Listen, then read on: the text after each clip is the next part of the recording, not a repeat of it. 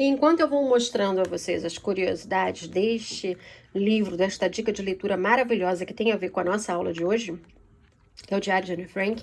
Não o diário, né? Que a gente vai ter uma aula para diário, tá? No próximo bimestre. Mas eu queria mostrar algumas curiosidades para vocês, tá? Até para que aguce aí em vocês a vontade de ler este livro, que é maravilhoso, tá? Você observa que no primeiro momento, né? A gente teria o que a gente chama de diário, que ela deixa registrado, né? E fica como se fosse uma autobiografia, ou seja, uma escrita dela própria.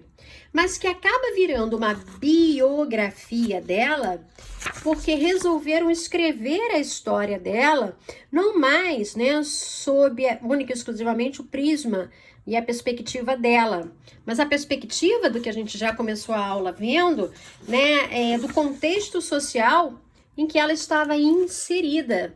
E aí traz umas curiosidades fantásticas, como por exemplo, né, Anne Frank nasceu em Frankfurt, na Alemanha, mas se mudou com a família para Amsterdã no começo dos anos de 1930, quando os nazistas chegaram ao poder. Anneliese Marie Frank nasceu no dia 12 de junho de 1929, olha que interessante. Ela e 7 outras pessoas permaneceram escondidas por 2 anos no anexo secreto aos fundos do estabelecimento comercial do seu pai em Amsterdã. O diário de Anne Frank foi escrito em cartas para uma pessoa chamada Kitty.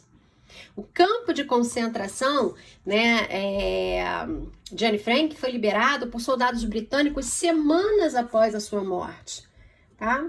Margot era irmã de Anne, também escreveu um diário, mas este nunca foi encontrado. Tá? A família de Anne Frank não conseguiu se mudar para os Estados Unidos em razão das políticas de imigração. O diário de Anne Frank é banido, olha que interessante, no Líbano, por falar bem dos judeus. Seu pai foi um oficial do exército alemão durante a Primeira Guerra Mundial. São aspectos muito interessantes e revelados aqui no livro para vocês, tá? Sobrevivente, né, de Auschwitz, seu pai morreu em 1980 em decorrência de um câncer de pulmão. E olha só que interessante, né?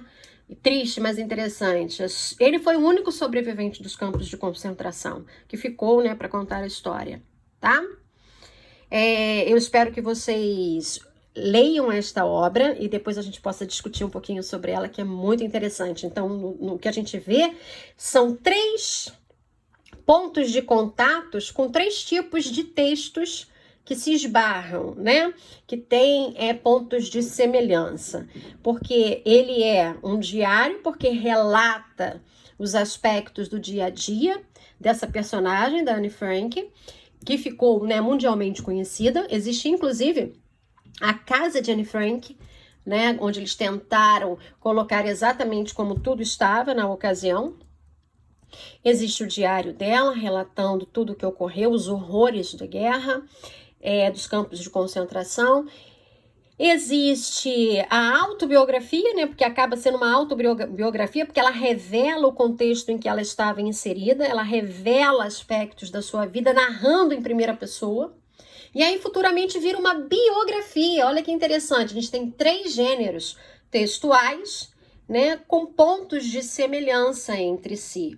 Tá? E aí a gente tem uma biografia, porque tentaram revelar de forma, porque a primeira pessoa, né, ela acaba sendo, ela não consegue ser imparcial, porque é ela quem está narrando, é ela quem vivenciou.